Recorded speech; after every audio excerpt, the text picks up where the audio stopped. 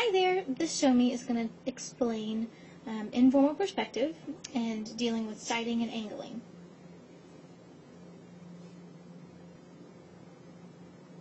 Sighting is when you're going to compare the sizes and proportions to a constant measurement, a constant length. So what we're going to do is take, imagine that this picture of Van Gogh's still life was a real still life in front of us. This will still apply even though it's a picture, and you'll get the idea. We're going to take the smallest, shortest measurement that we can that still is a reasonable size. So I'm going to use this lemon as an example.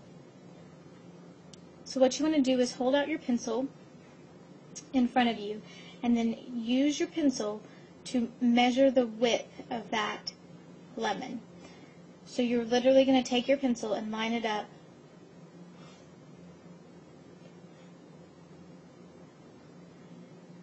and find edge to edge. Okay, so we know that it's that long. We're going to compare that width to that height and how many of those green lines are there in the height of it.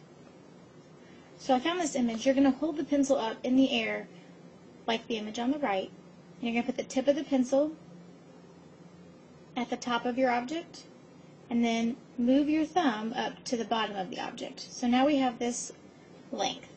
That is the same length as my green line on the left on Van Gogh's piece.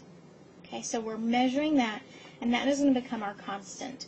And so we're going to compare that line, the length of that line, with the rest of the picture. So with the height of the lemon, the width of the base, the width of the flowers, the height of the background line, everything is going to be compared to that one constant green line. So for all other lines, I'm going to use a different color. So now what you're going to do is take your pencil on the image on the right and turn it horizontal instead of vertical and compare the green line height to the width of this lamp. So in this instance, the height and width are about the same. So you don't want to use a ruler, you just want to use your pencil because you're just taking a general measurement. You're not getting specific with inches and centimeters and millimeters. So looking back at the lemon on the left, you want to do the same thing. So you'll put your pencil out in the air, you'll close one eye, and you'll measure the width of that green line and compare it to the height. And in this case, the height is about the same length as the green line width. So our circle, our lemon shape, will be pretty much a circle. Now, when you compare that green line to the lemon on the right of it, it's actually, the green line's a little bit shorter. So we're going to make the next lemon over a little bit wider. And then it's going to be about the same height as that green line. So now let's get a little bit more complicated and compare the size of the lemon to the size of the vase. So again, you're going to take that measurement on your pencil, arms straight out, elbows are straight and locked, and you're going to measure the width on your pencil, and you're going to use that. And how many green lines make up the height of that vase? So when counting, we have 1, 2, and a half. The way I drew it doesn't equal the same amount of green lines, but it was about 2 and a half. So our ratio here is 1 green line to 2 and a half. Okay. Now, if we were going to go over and measure the edge of it, the left side of the vase, because it's a little bit taller, that's going to be closer to 3. So it's about 1 to 3 is that ratio. So the way to translate this to your drawing on your paper, because we haven't done any drawing yet, we just found out the ratio and are comparing each part to the constant green line. So we can draw that lemon any size that we want. So I'm going to use a different color and show you how to upscale this image so that it's the same proportion but just drawn bigger as Van Gogh's piece here. So I've picked my constant green line and made that any size I want. I can make it that big, or I can make it that big, or I can make it that big. The ratio is what we're concerned about. It's not about the measurement on the pencil anymore. So I have my green line there, and now I just need to make sure that I make it about the same length or same height as the width to make the shape of that lemon. And so, well, it should be a little wider, but You get the idea. So that would be about the same proportion as the lemon on the left in Van Gogh's piece. So now we're going to compare the shape of the lemon to the height of the vase. So the vase starts a little bit higher than the base of the lemon.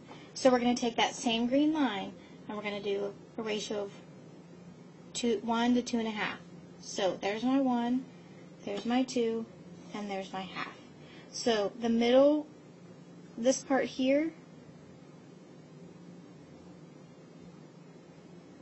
is the middle of the top of the vase, and so that's the line that was 2.5. Now the outer edge here was 3, and so we're going to do the same thing that we just did. 1, 2, and then 3, and that becomes the left edge of the vase. So now we have the basic height and width, well, the height of the vase, and so we know how tall to make it. So the top line of the vase scoops down like this.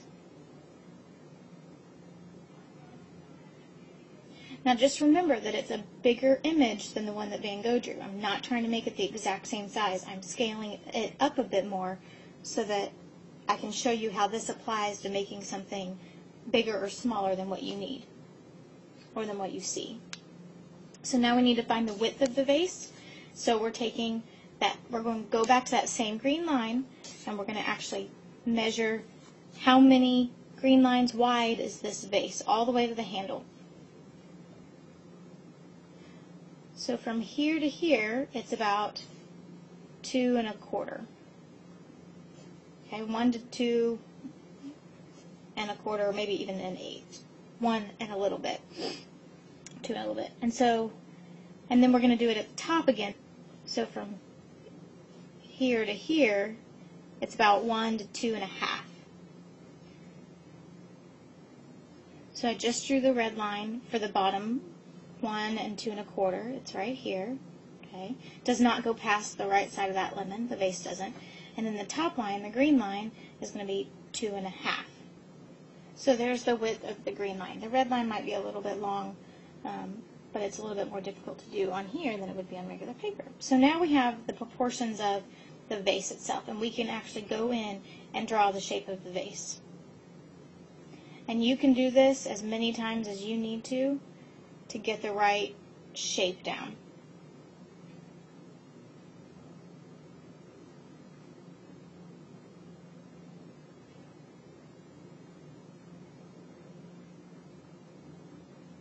Alright, so there's the basic scaled up version of the shape of that vase and the shape of that lemon.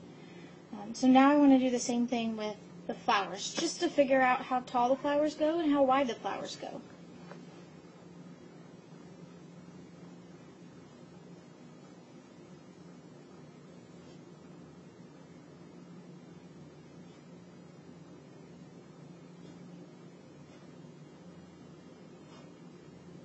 So I've got my green line, and I'm going to go back and compare how many green lines fit in the width of that,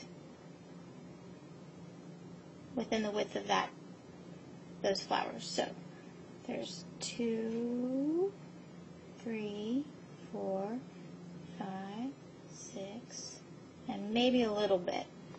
Okay, so 6 and a little bit. So I know over here that I need to measure 6 of my green lines on the right here, and do the same thing. It's actually going to go off the page,